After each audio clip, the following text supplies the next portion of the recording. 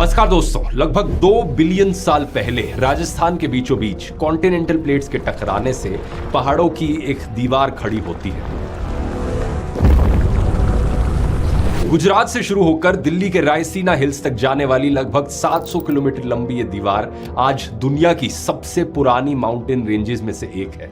पिछले हजारों सालों से इन पहाड़ों ने एक बहुत जरूरी काम किया है, थार रेगिस्तान को आगे फैलने से रोकने का। अगर ये पहाड़ियां ना होती तो दिल्ली, उत्तर प्रदेश, हरियाणा, मध्य प्रदेश के कई इलाके रेत के समुद्र में दफन हो चुके होते। ग्राउंड वाटर का लेवल कहीं ज्यादा और नीचे होता, वाटर क्राइसिस का हाल बहुत ज्यादा बुरा होता और एयर पोल्यूशन का तो पूछो ही मत। बिना इन पहाड़ियों के रेगिस्तान से आने वाले सैंड और डस्ट पार्टिकल्स एयर पोल्यूशन को बद से बदतर बना देते। यह है दोस्तों अरावली माउंटेन रेंज और आज यही खतरा देश पर मंडरा रहा है। मोदी सरकार एक नई डेफिनेशन लेकर आई है अरावली की, जिसके अनुसार 90% पहाड़ ऑफिशियली अरावली रहेंगे ही नहीं। पहाड़ों को पहाड़ माना ही नहीं जाएगा और इसके चलते उन पर मौजूद जंगलों को काटा जाना, कंस्ट्रक्शन करना, माइनिंग करना और भी आसान हो जाएगा। जब लोगों तक ये खबर पहुंची तो राजस्थान और हरियाणा के कई एरियाज में लोग सड़कों पर उतर गए प्रोटेस्ट करने के लिए। सोशल मीडिया पर लोग जमकर आवाज उठाने लगे, सरकार पर प्रेशर पड़ा और सरकार ने इसके बदले लोगों को गुमराह करने के लिए, कंफ्यूज करने के लिए एक नई नोटिफिकेशन जारी कर दी। सरकार ने कहा कि अब से कोई माइनिंग नहीं होगी अरावलीज में, लेकिन ये पूरी नोटिफिकेशन एक जुमला थी। इसके साथ साथ कई सारे इन्फ्लुएंसर्स और कंटेंट क्रिएटर्स को पिछले कुछ दिनों में बकायदा पैसे दिए जाने लगे कि वो सरकार को इस मुद्दे पर डिफेंड करें। पहले इन लोगों का मेल आया था मेरे पास, तब मैं बिका नहीं। अब इन सज्जनों की कॉल आई मेरे पास धमकाने के लिए। भाई ये ईमेल है एग्जैक्ट आपको दिखाने के लिए दिखा रहा हूँ कि ये जो चल रहा है कि कंटेंट रिव्यू कैसा होना चाहिए। तो ये पूरा अरावली वाला जो डेवलपमेंट प्रोजेक्ट है, बहुत से लोगों ने सेम स्क्रिप्ट का इस्तेमाल करके ऐसे कई वीडियोस बनाए हैं जहां पर वो कहते हैं कि एक्चुअली में सरकार जो कर रही है वो अरावली को डिस्ट्रॉय करने के लिए नहीं बल्कि उन्हें बचाने के लिए कर रही है। सुप्रीम कोर्ट ये इसलिए कर रहा था जैसे कि अरावली को बचाया जा सके। एनीवे मेजर माइनिंग अरावली से कोई कर ही नहीं सकता। आइए समझते हैं इस पूरे मुद्दे को गहराई से आज के इस वीडियो में।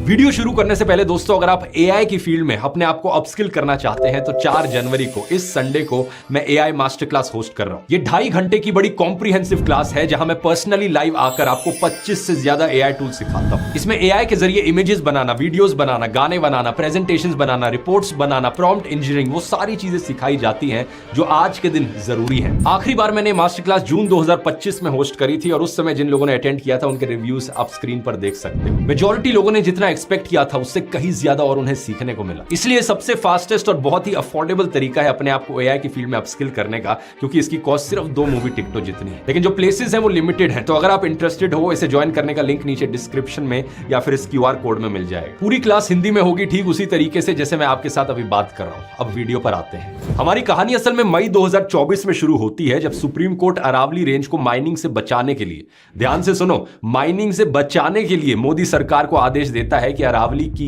एक यूनिफॉर्म डेफिनेशन बनाओ। सुप्रीम कोर्ट का मानना था कि अरावली की पहाड़ियों को प्रोटेक्ट करना और आसान हो जाएगा अगर इनकी एक यूनिफॉर्म डेफिनेशन होगी तो। ऐसा इसलिए क्योंकि अरावली रेंज 4 राज्यों से होकर गुजरती है, गुजरात, राजस्थान, हरियाणा, दिल्ली, और इन सब राज्यों में अलग अलग डेफिनेशंस का इस्तेमाल किया जाता रहा है। तो सरकार को काम दिया गया था एक बेहतर डेफिनेशन बनाने का, लेकिन union environment and foreign ministry ने जो डेफिनेशन बनाई वो पहाड़ बचाने की बजाय पहाड़ों को ही गायब कर देगी। नई डेफिनेशन के मुताबिक अब सिर्फ वही पहाड़ अरावली कहलाएंगे जिनकी हाइट 100 मीटर से ज्यादा की होगी। इसके अलावा अरावली रेंज सिर्फ उसी को माना जाएगा जब 500 मीटर के भीतर 2 या 2 से ज्यादा अरावली के पहाड़ होंगे। अगर वो इससे ज्यादा दूरी पर रहेंगे तो उनको अरावली रेंज का हिस्सा ही नहीं माना जाएगा। ये दिखने में एक बड़ा छोटा सा चेंज है, लेकिन स्कैम देखो यहां पर क्या किया जा रहा है। आपको सुनकर लगेगा कि चलो 100 मीटर की तो हाइट रखी गई है, 100 मीटर एक स्टैंडर्ड ही हाइट होगी, इसमें क्या गलत है। लेकिन ध्यान देने वाली बात यह है कि पहाड़ की हाइट नापी कहां से जा रही है। 0 मीटर यानी कि बेस लाइन किसे माना जा रहा है। पूरी दुनिया में पहाड़ों की हाइट को सी लेवल से नापा जाता है। जब हम कहते हैं कि माउंट एवरेस्ट की हाइट 8800 मीटर की है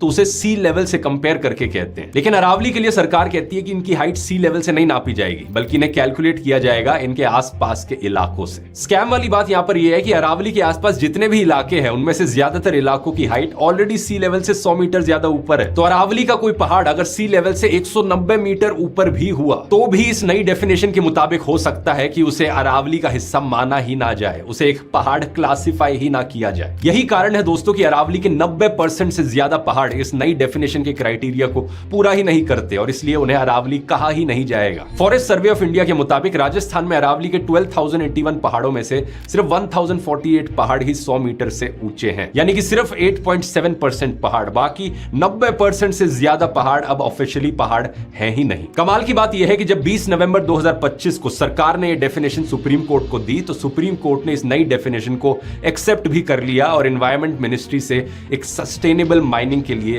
प्लान तैयार करने को कहा। लेकिन अच्छी खबर यह है कि लोग बेवकूफ नहीं बने। राजस्थान से लेकर दिल्ली तक कुछ ऐसा होने लगा जो पिछले कई सालों में नहीं हुआ।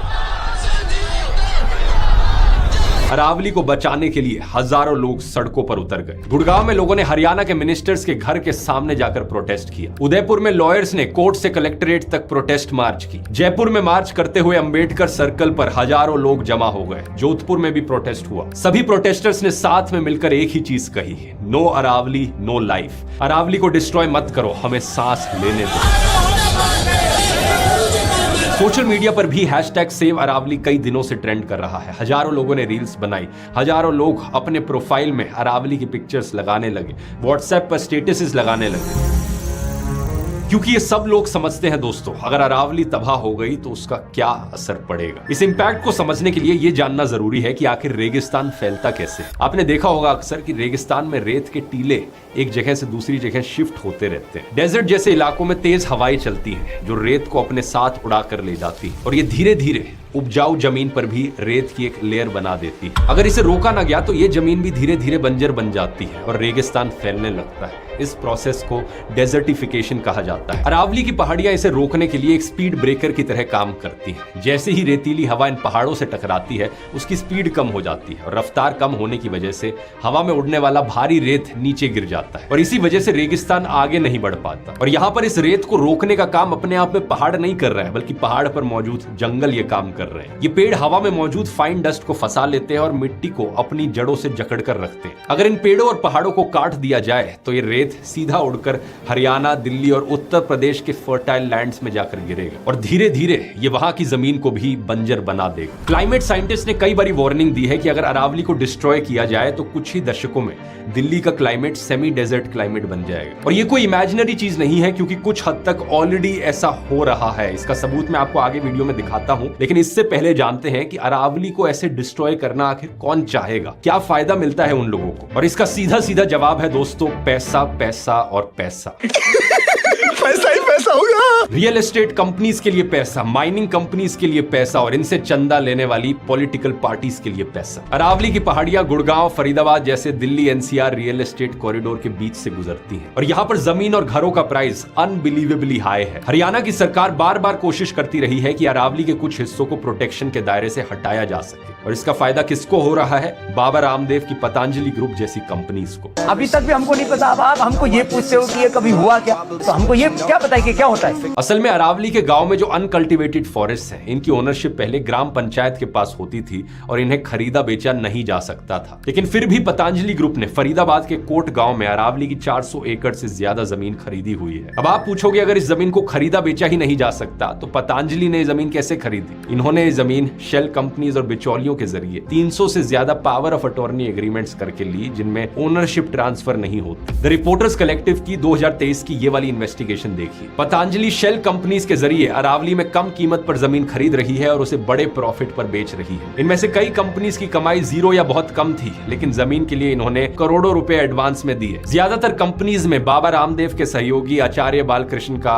मेजॉरिटी स्टेक था। इसके अलावा ये देखिए, अप्रैल 2022 में सुप्रीम कोर्ट ने एक ऑर्डर भी दिया था कि इन जमीनों को वापस पंचायत को दे दिया जाए, लेकिन हरियाणा सरकार ने इस ऑर्डर को अभी तक इंप्लीमेंट नहीं किया है। अरावली को तबाह करने का दूसरा तरीका कंपनीज ने ढूंढा, फार्म हाउस इकोनॉमी। प्रोटेक्टेड जमीन पर luxury farm houses, wedding venues, resorts बनने लगे, जिनकी शादियों और पार्टीज के लिए लाखों रुपए में बुकिंग होती थी। दिसंबर 2023 में एक ड्रोन सर्वे में सिर्फ फरीदाबाद के 4 गांव में 6793 इलीगल स्ट्रक्चर्स मिले। इन्होंने अरावली का 700 एकड़ से ज्यादा का एरिया घेरा हुआ था। कांत एनक्लेव केस इसका सबसे बड़ा एग्जांपल एग्जांपल है। इस कंपनी ने जमीन पर 425 एकड़ में 1600 से ज्यादा प्लॉट्स बनाए। यह अरावली का फॉरेस्ट एरिया था, लेकिन इसके बावजूद हरियाणा सरकार ने कंपनी को यहां रेजिडेंशियल कॉम्प्लेक्स बनाने की परमिशन दे दी। और आप यकीन नहीं करोगे किन किन लोगों ने यहां पर प्लॉट्स खरीदे। Former chief justice of India, farmer MP, जाने माने क्रिकेटर, वर्ल्ड बैंक के एक रिटायर्ड अधिकारी, आर्मी ऑफिशियल्स, पॉलिटिशियंस और ब्यूरोक्रेट्स, सब ने यहां पर प्लॉट्स खरीदे हुए थे। ये पुरानी बात है वैसे। सितंबर 2018 में सुप्रीम कोर्ट ने यहां पर बने सभी 30 घरों को डिमोलिश करने का आदेश भी दिया था और कहा कि इसमें कंपनी के साथ the town and country department मिला हुआ था। ये हाल तो दोस्तों तब था जब ये सारा एरिया प्रोटेक्शन के अंडर था। अब सोचकर देखो, अगर ये प्रोटेक्शन भी हटा दिया जाए तो क्या कुछ नहीं होगा यहाँ पर। तीसरा बड़ा खतरा है यहाँ पर माइनिंग से। सिलिका सैंड, मार्बल, स्टोन्स जैसे कंस्ट्रक्शन मटेरियल की माइनिंग की जाती है जो पूरे दिल्ली एनसीआर के कंस्ट्रक्शन मार्केट में जाता है। इन वीडियोस को देखिए, ये इलीगल माइनिंग करने वाले लोग पूरे के पूरे पहाड़ गायब कर देते हैं। अब सोचकर देखो जरा, अगर किसी पहाड़ की हाइट 100 मीटर से थोड़ी सी ज्यादा है और ये पहाड़ों को इस तरीके से काट काट कर उसकी हाइट 100 मीटर से नीचे ले आए तो अब उसे पहाड़ कहा भी नहीं जाएगा। अरावली में बड़े पैमाने पर gold, tungsten, lead, rose coloured quartz, zinc, copper और रॉक फॉस्फेट जैसे मिनरल्स के रिजर्व्स भी हैं। इन मिनरल्स के लिए भी माइनिंग की जाती है और ये माइनिंग लीगल और इलीगल दोनों तरीकों से हो रही है। सुप्रीम कोर्ट कई बार अरावली के प्रोटेक्टेड एरिया में माइनिंग पर बैन लगा चुका है, लेकिन इसके बावजूद यहां पर माइनिंग होती रही है। जैसे कि ये देखिए, 2004 में सुप्रीम कोर्ट ने अरावली के नोटिफाइड एरियाज में माइनिंग पर बैन लगाया था, लेकिन फिर भी लीगल माइनिंग चलती रही। इसके बाद ये देखिए, 2009 में इस बैन को फरीदाबाद, गुड़गांव और मेवात के 448 स्क्वायर किलोमीटर के एरिया में एक्सटेंड कर दिया गया, लेकिन तब तक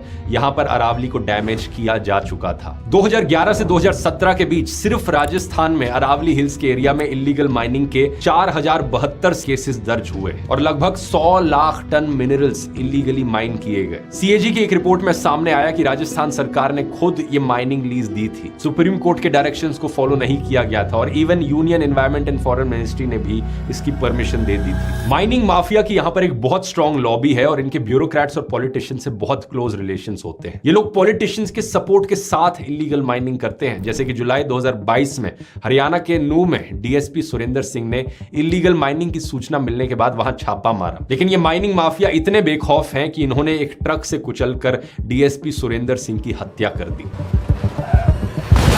आप शायद सोच रहे होंगे कि ये तो बड़ी स्पेक्युलेटिव सी चीज है कि फ्यूचर में कभी अरावली खत्म हो जाएगी, अरावली फ्यूचर में डिस्ट्रॉय हो जाएगी, लेकिन ऐसा नहीं है दोस्तों। ये सब ऑलरेडी होने लग रहा है, पिछले कई सालों से होने लग रहा है। साल 1968 में सर्वे ऑफ इंडिया ने सिर्फ राजस्थान में अरावली के 2200 पहाड़ रिकॉर्ड किए थे। आज के दिन इनमें से 25% पहाड़ पूरी तरीके से गायब हो चुके हैं। सिर्फ एक डिस्ट्रिक्ट अलवर में ही 31 पहाड़ पिछले 50 सालों में खत्म हो गए। इसी तरह इस रिपोर्ट को देखिए, the state of the Haryana Aravalli citizens report. Mining की वजह से हरियाणा के 7 अरावली डिस्ट्रिक्ट्स में कई से ज्यादातर अरावली डिस्ट्रॉय हो चुकी है और जहां जहां इन पहाड़ों को डिस्ट्रॉय किया गया वहां क्या हुआ, 12 ब्रीच ओपन हो गए जहां से थार डेजर्ट की रेत आ गई। 2009 की भी ये रिपोर्ट है जिससे सामने आया कि अरावलीज में बने इन 12 गैप्स के जरिए थार डेजर्ट प्लेन्स की तरफ एक्सपैंड हो रहा है। जो इलाके कभी हरे भरे होते थे वो अब रेगिस्तान में बदलने की कगार पर है। साउथ हरियाणा से लेकर राजस्थान तक पूरे अरावली रीजन में फसलों की पैदावार कम हो गई है। हरियाणा के कुल एरिया का 8.2% तो डेजर्ट में बदलना शुरू भी हो गया है और ये जमीन भी अब पिछले जितनी उपजाऊ नहीं रही है। इसके अलावा मैंने बताया था अरावली का कनेक्शन दिल्ली एनसीआर की एयर क्वालिटी से भी है। अरावली के फॉरेस्ट दिल्ली एनसीआर के लिए ग्रीन लंग्स की तरह काम करते हैं, ऑक्सीजन बढ़ाते हैं, पॉल्यूटेंट्स को एब्जॉर्ब करते हैं और डस्ट को रोकते हैं। अरावली इसकी डिस्ट्रक्शन ने दिल्ली एनसीआर में एयर पोल्यूशन की सिचुएशन को बद से बदतर कर दिया है। जो 12 गैप्स मैंने आपको बताए थे उनके जरिए रेगिस्तान का रेत दिल्ली एनसीआर में एंटर करता है, जो पहले कई साल पहले, कई दशकों पहले नहीं करता था। इसके अलावा अलग अलग जगहों पर लीगल और इलीगल माइनिंग की जाने की वजह से डस्ट और एयर पोल्यूटेंट्स और निकल रहे हैं, जो एक बार फिर से दिल्ली एनसीआर में जाकर पोल्यूशन की तरह एक्ट कर रहे हैं। लेकिन बात यहां सिर्फ साफ हवा की नहीं है बल्कि पानी की भी है, क्योंकि पानी के लिए भी अरावलीज एक बड़ा इंपॉर्टेंट सोर्स है। इन पहाड़ों में नेचुरल क्रैक्स हैं, बारिश का पानी इन क्रैक्स से जमीन के अंदर जाता है और ग्राउंड वाटर को रिचार्ज करता है। एक एस्टिमेट के मुताबिक 1 hectare Aravalli land 20 lakh litre पानी रिचार्ज कर सकता है। लेकिन जब पहाड़ टूटते हैं, कंक्रीट बिछाया जाता है, पानी को अंदर जाने का कोई जरिया नहीं मिल पाता और इस वजह से ग्राउंड वाटर लेवल भी नीचे गिरने लगता है। अरावली बेल्ट में ग्राउंड वाटर लेवल ऑलरेडी 1000 से 2000 फीट नीचे चला गया है। दिल्ली के पास मौजूद कई सारी लेक्स जैसे कि बड़खल लेक पूरी तरीके से सूख चुकी है। ऐसी ही बुरी हालत है हरियाणा की दमदमा लेक की भी, जो हरियाणा की one of the biggest natural lakes consider की जाती है। इसका साइज अब सूख सूख कर डिफॉरेस्टेशन की वजह से अब 1/3 हो गया है पिछले साइज का। इसे आखिरी सर्वाइविंग नेचुरल लेक कहा जाता है दिल्ली एनसीआर रीजन की, लेकिन अगर हालात ऐसे ही आगे बढ़ते रहे तो ये भी एक दिन पूरी तरीके से सूख कर खत्म हो जाएगी। अरावली के इस डिस्ट्रक्शन का असर वेदर पैटर्न्स और बारिश पर भी पड़ा है। 1973 में जहां मॉनसून के 101 दिन रहा करते थे, वहीं 2009 में ये केवल 25 दिन तक सिमट गए। इसी तरह से बारिश के दिन साल में 60 से 80 दिनों से घटकर अब सिर्फ 18 से 30 दिन तक रह गए हैं। ऐसा इसलिए हुआ है क्योंकि अरावली के जंगल एटमॉस्फेयर में ह्यूमिडिटी बनाते थे, हवा की स्पीड कंट्रोल करते थे, जिससे बारिश होती थी। अब आप खुद से ही समझ सकते हो कि हालात ऑलरेडी कितने बिगड़ चुके हैं, और ये इमेजिन करने की जरूरत नहीं कि हालात और कितने बिगड़ेंगे अगर बची हुई अरावली की पहाड़ियों को भी डिस्ट्रॉय कर दिया जाएगा। तो अब इतने सारे प्रोटेस्ट हो रहे हैं, सरकार यहां पर क्या कह रही है? 24 दिसंबर 2025 को ministry of environment, forest and climate change ने एक प्रेस रिलीज जारी करी। इसमें कहा गया कि मिनिस्ट्री ने राज्य सरकारों को डायरेक्शंस इशू की हैं कि अरावली में कोई भी नई माइनिंग लीज देने पर कंप्लीट बैन लगाया जाए। अब ऊपर से देखोगे तो आपको लगेगा कि फाइनली लोगों की कोशिश सफल रही, सरकार ने लोगों की बात सुन ली और अरावली में अब माइनिंग पर बैन लग गया है। सोशल मीडिया पर भी कुछ लोगों के द्वारा इस खबर को ऐसे ही शेयर किया जा रहा है कि लोगों की जीत हुई और अब अरावली सेफ है। लेकिन सच बात यह है दोस्तों कि यहां सीधा सीधा लोगों को मिसलीड किया जा रहा है। द वायर की इस रिपोर्ट को देखिए, ना तो ये बैन नया है और ना ही ये डायरेक्शंस नई है। सरकार इस प्रेस रिलीज के थ्रू सुप्रीम कोर्ट के आदेश का सिर्फ पालन कर रही है। सरकार की प्रेस रिलीज में खुद ही लिखा हुआ है कि ICFRE को एक management plan for sustainable mining बनाने के लिए कहा है, और जब तक ये प्लान नहीं बनता तब तक माइनिंग लीज नहीं मिलेगी। सुप्रीम कोर्ट ने भी एग्जैक्टली यही आदेश दिया था। 20 नवंबर का ये ऑर्डर देखिए, जिसमें सुप्रीम कोर्ट ने 100 मीटर की डेफिनेशन को एक्सेप्ट किया था। उसी ऑर्डर में लिखा गया है कि एक management plan for sustainable mining बनाया जाए और इसमें वो इलाके आइडेंटिफाई किए जाएं जिनमें माइनिंग हो सकती है और जहां पर माइनिंग पूरी तरीके से बंद होनी चाहिए, और जब तक ये प्लान नहीं बनेगा तब तक कोई नई माइनिंग लीजेस नहीं दी जाएंगी। तो सरकार दोबारा से इसी चीज को ऐसे पेश कर रही है कि जैसे कि अरावली अब बच गई हो, अब प्रोटेस्ट करने की कोई जरूरत नहीं, सब कुछ सही है। सब चंगासी। सरकार को अगर सही में बात सुननी थी लोगों की, तो उन्होंने ये 100 मीटर वाली डेफिनेशन क्यों नहीं बदली? अरावली बचाने के लिए लड़ाई लड़ रहे अरावली विरासत जन अभियान ने भी कहा कि इस प्रेस रिलीज में कहीं भी ये नहीं कहा गया है कि सरकार 100 मीटर वाली डेफिनेशन को बदलकर कोई बेटर डेफिनेशन लाने वाली है। मुझे लगता है सरकार बस इंतजार कर रही है कि कब लोगों का गुस्सा ठंडा पड़ेगा, ये अगले 1-2 साल बाद, तब एक नया प्लान लाया जाएगा माइनिंग के लिए और तब नए माइनिंग के लीजेस दिए जाएंगे। लोगों को कंफ्यूज करने के लिए अब union environment minister Bhupendra Yadav ये तक कह रहे हैं कि नई डेफिनेशन से 90% अरावलीज प्रोटेक्टेड होंगी, क्योंकि 100 मीटर के साथ साथ अगर 500 मीटर के अंदर 2 पहाड़ होंगे तो उनके बीच का एरिया भी प्रोटेक्टेड रहेगा और यहां माइनिंग नहीं होगी। एक पहाड़ी और दूसरी पहाड़ी के बीच में 500 मीटर का ही गैप है, तो वो जमीन भी अरावली रेंज मानी जाएगी। इस डेफिनेशन के आने के बाद 90% से ज्यादा एरिया प्रोटेक्टेड एरिया में आ गया। लेकिन सच बात यह है कि सरकार ने अभी तक कोई भी ऐसा डेटा पब्लिक में नहीं दिखाया है जिसमें क्लियरली बताया गया हो कि अरावली के कितने 100 मीटर के पहाड़ 500 मीटर से कम दूरी पर है। जो पब्लिक डेटा है वो इसका ठीक उल्टा ही कहता है कि राजस्थान में सिर्फ 8.7% अरावली के ऐसे पहाड़ हैं जो 100 मीटर से ऊंचे हैं। अगर सरकार कह रही है कि 90% से ज्यादा अरावली प्रोटेक्टेड है तो इसका सबूत दिखाया जाए, नहीं तो हवा में कोई भी कुछ भी बोल सकता है। हैरान मत होना अब ये कहने लग जाए कि हमने नई डेफिनेशन के अनुसार 90% पहाड़ियों को अरावली से बाहर बता दिया है, वो अरावली का हिस्सा ही नहीं है, और हम जो कह रहे हैं कि जो अरावली है हमारी राय में उनमें से 90% प्रोटेक्टेड। इन्फ्लुएंसर्स और क्रिएटर्स को बकायदा पैसे दिए जा रहे हैं दोस्तों कि वो अरावली के मुद्दे पर सरकार को डिफेंड करते हुए वीडियोस बनाए। मेरे कई दोस्तों ने मुझे खुद इस चीज का साफ सबूत दिखाया कि किसी मार्केटिंग एजेंसी से उनको ईमेल आई या व्हाट्सएप आया कि अरावली पर जो वीडियो डाला था अपना पुराना, उस वीडियो को हटा दो जहां पर अरावली इसके फेवर में बात की जा रही थी, और उसकी जगह एक नया वीडियो बनाओ कि कैसे अरावली में माइनिंग से डेवलपमेंट होगी। कई सारे क्रिएटर्स ने ऐसी ईमेल्स पब्लिकली भी शेयर करी है, ये देखिए। PR एजेंसी का ये मेल आया, मैं मेल दिखाता हूँ आपको। हाँ, ये तो इनका कहना है कि जो मैंने अरावली हिल्स वाली वीडियो डाली है वो आप डिलीट कर दो और एक नई वीडियो बना दो जिसमें सपोर्ट करो कि अरावली हिल कट रही है, वो बहुत बढ़िया है। क्योंकि कल मुझे भी ऑफर आया था कि भाई आपको सुप्रीम कोर्ट के फेवर में एक वीडियो बनानी है, आप अपना बजट बताइए। जो स्क्रिप्ट इन्हें प्रोवाइड की गई उसमें कहा गया था कि लोगों को जाकर बताओ कि कैसे जो सरकार फैसले ले रही है यहाँ पर वो एक्चुअली में अरावली को बचाने के लिए ले रही है। और कई स्क्रीन पर ये चेहरे देख सकते हो जिन्होंने इसी स्क्रिप्ट को फॉलो करते हुए सेम सा वीडियो डाला। इनमें से एक बंदा कहता है कि सरकार 100 मीटर की डेफिनेशन सिर्फ डिफाइन करने के लिए लाई है, लेकिन 100 मीटर के नीचे वाली हिल्स भी इक्वली प्रोटेक्टेड है, लेकिन कैसे हैं ये नहीं बताया। कि 100 मीटर से ऊपर वाली अरावली हिल्स है, इसका मतलब ये नहीं है बाकी सबको हटा दिया जाएगा और माइनिंग के लिए ओपन कर दिया जाएगा, बाकी भी इक्वली प्रोटेक्टेड है। लेकिन सच ये है कि 100 मीटर तो एक टेक्निकल बेंचमार्क है और ये अरावली को एक्सक्लूड करने के लिए नहीं बल्कि क्लियरली आइडेंटिफाई करने के लिए दिया है। सुप्रीम कोर्ट हो या गवर्नमेंट, दोनों की इंटेंशन पहले से ही साफ थी। कुछ समझे दया? हाँ सर, इसका मतलब है इसका मतलब है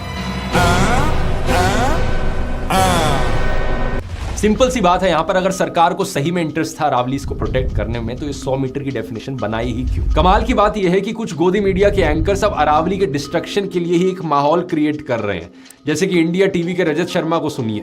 दिल्ली की आकृति एक कटोरी की तरह है जो 3 तरफ से अरावली की पहाड़ियों से घिरी है, इसीलिए प्रदूषित हवा दिल्ली में कैद हो जाती है, बाहर नहीं निकल पाती। ये दिल्ली में एयर पोल्यूशन के लिए अरावली पर ही ब्लेम डाल रहे हैं, कह रहे हैं कि अरावली को 3 तरफ से दिल्ली ने घेरा हुआ है, इसलिए एयर पोल्यूशन यही ट्रैप हो रही है। यानी जो पहाड़ पोल्यूशन रोकने का काम कर रहे हैं उन्हीं को ही अब कहा जा रहा है कि पोल्यूशन इनकी वजह से हो रही है। कमाल की बात यह है कि जब तक दिल्ली में आम आदमी पार्टी की सरकार थी, यही रजत शर्मा दिल्ली के एयर पोल्यूशन के लिए सरकार को ब्लेम करते थे। दिल्ली में रहने वाले भी इंसान है, वो भी टैक्स देते हैं। उन्होंने क्या कसूर किया कि वो जहरीली हवा में सांस लेने को मजबूर है? उन्होंने क्या गुनाह किया कि दिल्ली में रहने वालों की उम्र 10 साल कम हो गई है? इसका जवाब केजरीवाल को देना होगा। पहले सरकार की गलती थी, अब बेचारे पहाड़ों की गलती है। सोचने की बात यह है दोस्तों कि जब लीगल प्रोटेक्शन के बावजूद अरावली में ऑलरेडी इतना डिस्ट्रक्शन हो चुका है, तो अब इस नई डेफिनेशन के बाद क्या हालत होगी। इसीलिए अरावलीज को बचाने के लिए प्रोटेस्ट करना बहुत जरूरी है।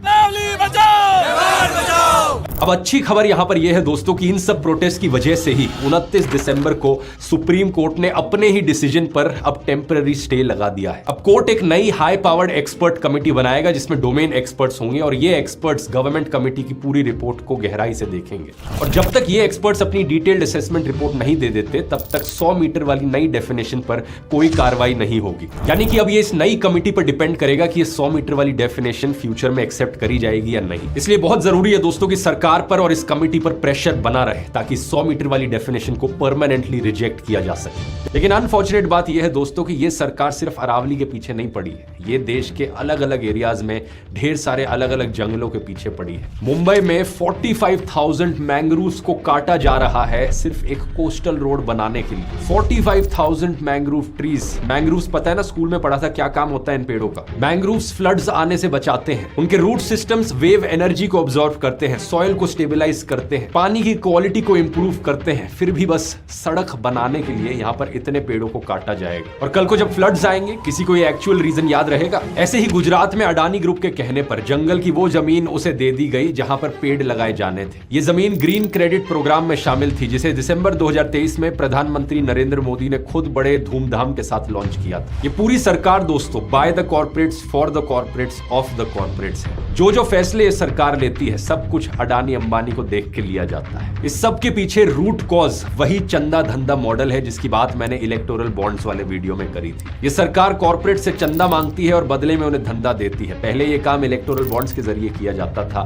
लेकिन जब से सुप्रीम कोर्ट ने इलेक्टोरल बॉन्ड्स को खत्म कर दिया है, पिछले 1 साल से ये काम ट्रस्ट के जरिए किया जा रहा है। इस आर्टिकल को देखिए, 4,276 करोड़ की कॉन्ट्रीब्यूशंस इलेक्टोरल ट्रस्ट के थ्रू दी गई अलग अलग पॉलिटिकल पार्टीज को, और इसमें से 83.6% पैसा सिर्फ एक पॉलिटिकल पार्टी के पास गया, बीजेपी। बाकी पार्टीज को भी यहां पर इन कॉर्पोरेट से पैसा मिलता है, लेकिन जितना पैसा यहां पर बीजेपी को दिया जा रहा है, बाकी पार्टीज का पैसा उसके सामने बिल्कुल नेग्लिजिबल है। इसलिए अगर हमें देश को बचाना है, देश के जंगलों को बचाना है, देश के पर्यावरण को बचाना है, यहां पर आवाज उठानी बहुत जरूरी चीज है।